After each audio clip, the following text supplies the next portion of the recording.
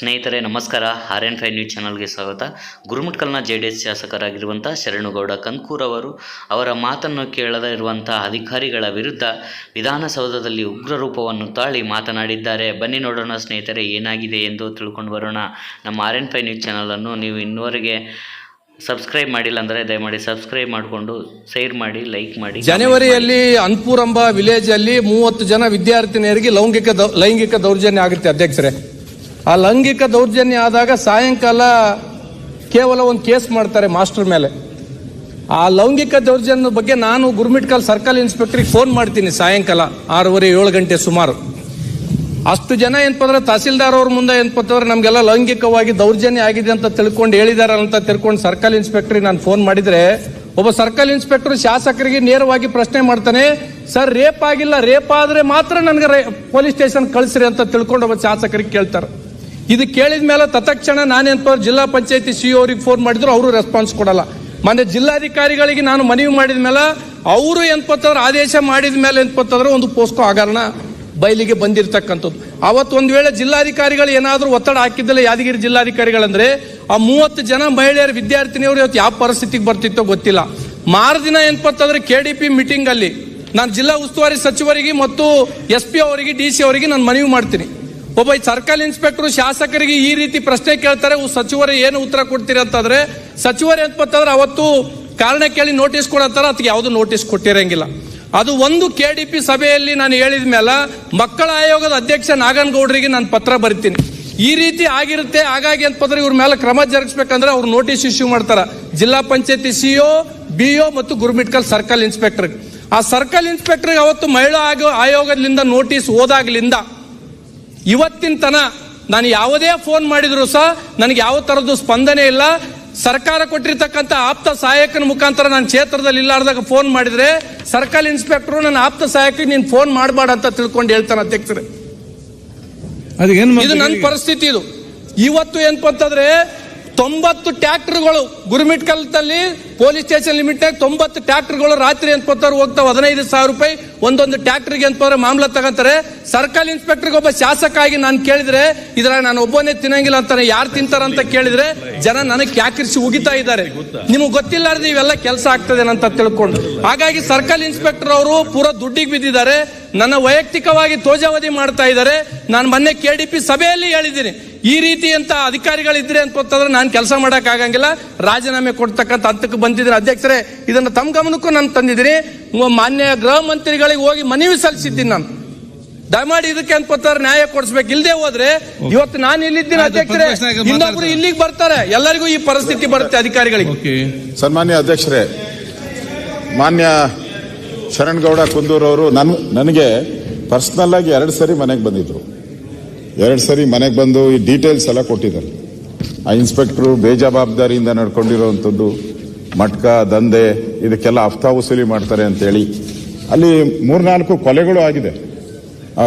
ಅರಣ್ಯಾಧಿಕಾರಿಗಳ ಕೊಲೆನೂ ಆಗಿದೆ, ಪತ್ರಿಕೆಯಲ್ಲಿ ಬಂದಿದೆ ನೋಡಿ.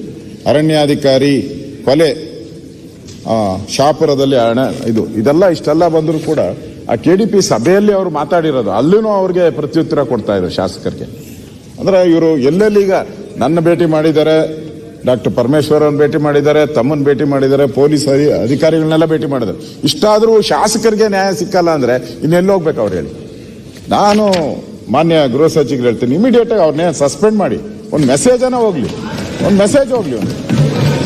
ಆಮೇಲೆ ತನಿಖೆ ಮಾಡಬೇಕಾದ್ರೆ ಅವ್ನು ಸರಿ ಇದ್ರೆ ಅಲ್ಲೇ ಹಾಕಿ ಡಾಕ್ಟ್ರೆ, ಅವ್ನು ಸರಿ ಇದ್ರೆ ಅಲ್ಲೇ ಹಾಕಿ. ನೀವು ಅವ್ನಿಗೆ ಇನ್ನೂ ಗೌರವ ಜಾಸ್ತಿ.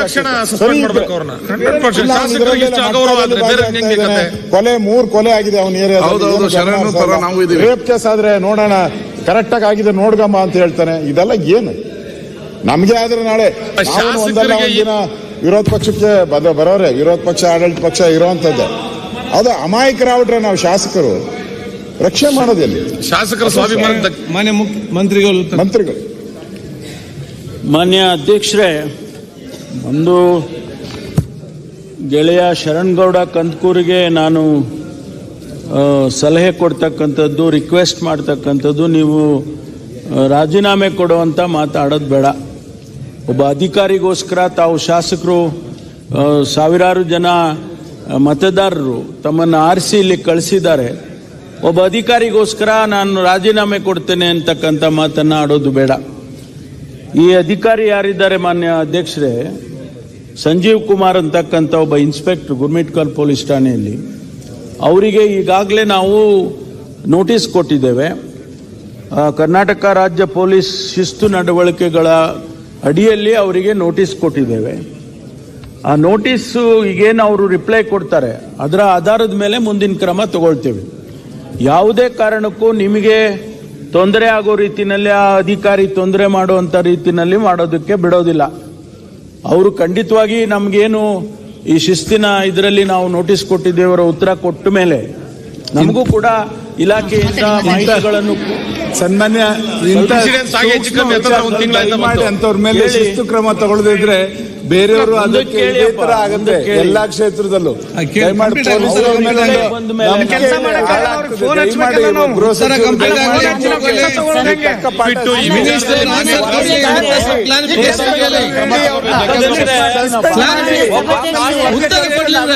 ಅದನ್ನ ಮಾಡಿ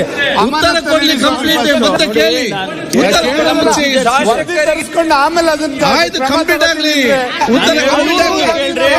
ಉತ್ತರ ಕಂಪ್ಲೀಟ್ ಆಗ್ಲಿ, ಉತ್ತರ ಕಂಪ್ಲೀಟ್ ಆಗ್ಲಿ. ಈಗ ನೇಮರಾಜ್ ಉತ್ತರ ಕಂಪ್ಲೀಟ್ ಆಗ್ಲಿ, ಅಮ್ಮ ಉತ್ತರ ಕಂಪ್ಲೀಟ್ ಆಗ್ಲಿ. ಅಲ್ಲ ಆನ್ಸರ್ ಕಂಪ್ಲೀಟ್ ಮಾಡ್ಲಿ, ಆನ್ಸರ್ ಕಂಪ್ಲೀಟ್ ಮಾಡ್ಲಿ, ಜನಸಾಮಾನ್ಯ ಉತ್ತರ ಕಂಪ್ಲೀಟ್ ಮಾಡ್ಲಿ, ಆನ್ಸರ್ ಕಂಪ್ಲೀಟ್ ಮಾಡ್ಲಿ. ಆಯ್ತು ಅಧ್ಯಕ್ಷರೇ, ಹೇಳಿದಾರಲ್ಲ, ಈಗ ನಾನು ಉತ್ತರ ಕಂಪ್ಲೀಟ್ ಮಾಡ್ತೇನೆ, ಆಮೇಲೆ ಉತ್ತರ ಕಂಪ್ಲೀಟ್ ಆಗ್ಲಿ. ಅವರ ಯಾಕೆ ಮಿನಿಸ್ಟರ್ ಇರುವಾಗ ಉತ್ತರ ಕೊಡುವ ನೀವು ಯಾಕೆ ಎದ್ದು ನಿಂತು ಮಾತಾಡ್ತೀನಿ? ಆಯ್ತು, ನೀವೆಲ್ಲ ಕರೆಕ್ಟ್ ಇದ್ರೆ ಮಾತ್ರ ಇನ್ಸ್ಪೆಕ್ಟರ್ ಕರೆಕ್ಟ್ ಮಾಡ್ಲಿಕ್ಕೆ ಆಗ್ತದೆ. ನೀವು ಸರಿ ಅವರೇ ಸರಿಪಡಿಸಬಹುದು. ಅಲ್ಲಿ ಇಲ್ಲಿ ಕೂತ್ಕೊಳ್ಳಿಗೆ, ಒಮ್ಮೆ ಕೂತ್ಕೊಳ್ಳಿಗೆ ಆಯ್ತು. ಉತ್ತರ ಕಂಪ್ಲೀಟ್ ಆಗ್ಲಿ, ಉತ್ತರ ಕಂಪ್ಲೀಟ್ ಆಗ್ಲಿ. ಉತ್ತರ ಹೇಳಿ. ಅರೆ ಆನ್ಸರ್ ಕಂಪ್ಲೀಟ್ ಆಗ್ಲಿ, ಉತ್ತರ ಆನ್ಸರ್ ಕಂಪ್ಲೀಟ್ ಮಾಡಿ. ಮಾನ್ಯ ಅಧ್ಯಕ್ಷರೇ, ಸಾಕು, ನೇಮರ ಸುಮ್ಮನೆ ಮಾತಾಡಬೇಡಿ. ಅವರು ಸಲಹೆ ಕೊಡ್ಲಿ, ನಾನು ಖಂಡಿತವಾಗಿ ಅವರ ಸಲಹೆಯನ್ನು ತಗೊಳ್ತೀನಿ, ನಾನು ಇಲ್ಲ ಅಂತ ಹೇಳೋದಿಲ್ಲ. ಅದರ ಲೆಟ್ ಮಿ ಕಂಪ್ಲೀಟ್. ನಾನು ಈಗಾಗಲೇ ಅಲ್ಲಿ ರಿಪೋರ್ಟ್ ಕೇಳಿದ್ದೇನೆ. ಅವ್ರು ಹೇಳಿದ ಮೇಲೆ ನಾನು ರಿಪೋರ್ಟನ್ನು ಕೂಡ ಕೇಳಿದ್ದೇನೆ.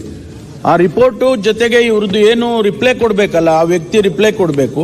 ಕೊಟ್ಟ ತಕ್ಷಣ ನಾನು ನಮ್ಮದೇ ಆದಂಥ ಇಲಾಖೆ ಒಳಗೆ ನಮ್ಮದೇ ಮಾಹಿತಿ ಇದೆ, ತಮಗೂ ಗೊತ್ತಿದೆ, ಅದು ಜ್ಞಾನೇಂದ್ರ ಅವ್ರಿಗೆ ಗೊತ್ತಿದೆ, ಅಶೋಕ್ ಅವ್ರಿಗೂ ಗೊತ್ತಿದೆ, ಗೃಹ ಸಚಿವರಾಗಿ ಕೆಲಸ ಮಾಡಿದವರು. ತಕ್ಷಣ ಅವ್ರು ಸಸ್ಪೆಂಡ್ ಮಾಡುವಂಥದ್ದು ಆಯಿತು ಅಂದರೆ ಸಸ್ಪೆಂಡ್ ಮಾಡ್ತೇನೆ, ಡಿಸ್ಮಿಸ್ ಮಾಡಬೇಕು ಅಂತ ಇದ್ರೆ ಡಿಸ್ಮಿಸ್ ಮಾಡ್ತೀನಿ. ನೀವು ಯಾಕೆ ಇನ್ಸಿಡೆನ್ಸ್ ಆಗಿ ಆಲ್ಮೋಸ್ಟ್ ಒಂದು ತಿಂಗಳಾಗಿದೆ ಗೃಹ ಸಚಿವರು, ದಯವಿಟ್ಟು ಅರ್ಥ ಮಾಡ್ಕೊಬೇಕು. ಈ ಶಾಸಕರಿಗೆ ಇಷ್ಟೊಂದು ಇದಾದಾಗ ಏನ್ ಮಾಡ್ಬೇಕು ಹೇಳಿ? ಏನ್ ಎನ್ಕ್ವೈರಿ ಮಾಡೋದಿರುತ್ತೆ.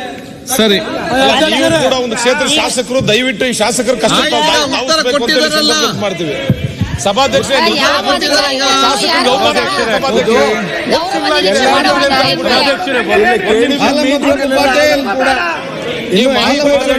ತೀರ್ಮಾನ ತಗೋತೀನಿ ಅಂತ ಇದಾರೆ. ದಯಮಾಡಿ ಆತನ ಸಸ್ಪೆನ್ಷನ್ ದಯಮಾಡಿ ಗಂಭೀರವಾಗಿ ತರಬೇಕು.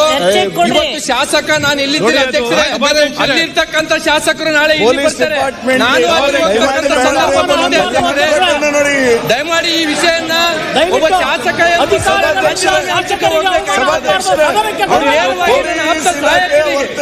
ಅಧ್ಯಕ್ಷರೇ ನೇರವಾಗಿ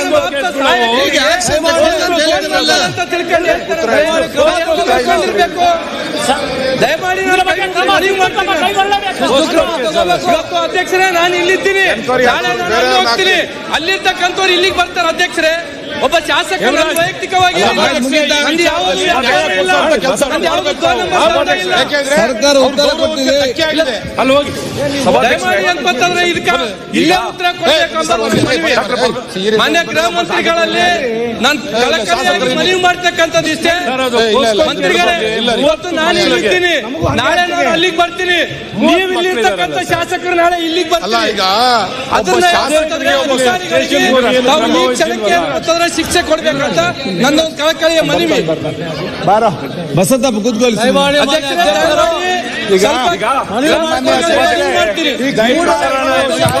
ಬಂದಿರೋದಲ್ಲ. ಸುಮಾರು 8-10 ದಿವಸ ಆಗಿರಬೇಕು. ಅವ್ರು KDP ಮೀಟಿಂಗ್ ಅಲ್ಲೂ ಕೂಡ ಚರ್ಚೆ ಮಾಡಿದ್ದೀನಿ ಅಂತ ಹೇಳ್ತಾರೆ. ಸೊ ಇವರು ಗೃಹ ಸಚಿವರು ಹೇಳ್ತಾರೆ ನಾವು ನೋಟಿಸ್ ಕೊಟ್ಟಿದ್ದೀವಿ, ನೋಟಿಸ್ಗೆ ಅವ್ರೇನು ಸಮಜಾಯಿಷಿ ಕೊಡ್ತಾರೆ, ಮತ್ತೆ ನಮ್ದೇ ಇಲಾಖೆದು ಮಾಹಿತಿ ಇದೆ, ತಗೊಳ್ತೀವಿ ಮಾಡ್ತೀವಿ ಅಂತ ಹೇಳಿದ್ದಾರೆ. 1 ತಿಂಗಳಾಗಿದೆ ಇನ್ಸಿಡೆನ್ಸ್. ಆದ್ರೆ ಅವ್ರು ಹೇಳ್ದಂಗೆ ಅವರ ಕಾರ್ಯಕ್ಕೆ ಇವತ್ತು ತೊಂದರೆ ಆಗಂಗೆ ಅವ್ರಿಗೆ ಆತಂಕ ಬರುವಂತ ಪರಿಸ್ಥಿತಿ ಇರೋದ್ರಿಂದ, ಈಗಾಗಲೇ ಹಳೆ ವಿದ್ಯಮಾನ ಆಗಿರೋದ್ರಿಂದ I think it is a very fit case to send him out of the station, to keep him under suspension till ದಯಮಾಡಿ ಆಗ್ಬೇಕು. ಇಲ್ಲಾಂದ್ರೆ ಎಲ್ಲಾರ್ಗೂ ಮೈ ಹಾಕೊಂಡ್ರೆ ಪ್ರೋಸೆಸ್ ಆಫ್ ಲಾ ಫಾಲೋ ಮಾಡಬಾರ್ದಾ? ಸರಿ ಇದೆ, ನೀವು ಹೇಳಿದ್ದು ಸರಿ ಇದೆ, ಅವರು ಶಾಸಕರು ಹೇಳಿದ್ದು ಸರಿ ಇದೆ, ಅಶ್ವಥ್ ನಾರಾಯಣ ಹೇಳಿದ್ದು ಸರಿ ಇದೆ. ನಾವು ತಕ್ಷಣ ಅವ್ರನ್ನ ಆ ಸ್ಟೇಷನ್ ನಿಂದ, ಗೋರ್ಮಿಟ್ಕಲ್ ಸ್ಟೇಷನ್ ನಿಂದ ವರ್ಗಾವಣೆ ಮಾಡ್ತೀನಿ. ಆನಂತರ ನಾವು ಮುಂದೆ ಏನ್ ಡ್ಯೂ ಪ್ರೋಸೆಸ್ ಆಫ್ ಲಾ ಇದೆ ಅದನ್ನ ಮಾಡ್ತೀವಿ. ಮಾನ್ಯ ಅಧ್ಯಕ್ಷರೇ, ಎಲ್ಲಾ ಕಡೆ ಇದೆ. ಅಲ್ಲಮ್ಮ ಪ್ರಭು ಪಾಟೀಲ್ ಆಯ್ತು. ಈಗ ನನ್ನ ಮಾತು ನೀವೇ ಕೇಳುದಿಲ್ಲ, ಅಲ್ಲಿ ಕೇಳ್ತಾರೆ ನಿಮ್ಮ ಮಾತುಗಳು. ಸುಮ್ಮನೆ ನೀವೇ ನನ್ನ ಮಾತಲ್ಲಿ ಕೇಳ, ಮತ್ತೆ ನೀವು ನನ್ನ ಮಾತಲ್ಲಿ ಕೇಳಿ, ಅದಕ್ಕೆ ನಿಮ್ಮ ಮಾತಲ್ಲಿ ಕೇಳ್ತಾರೆ. ಅಧ್ಯಕ್ಷ ನೀವು ನಮ್ಮ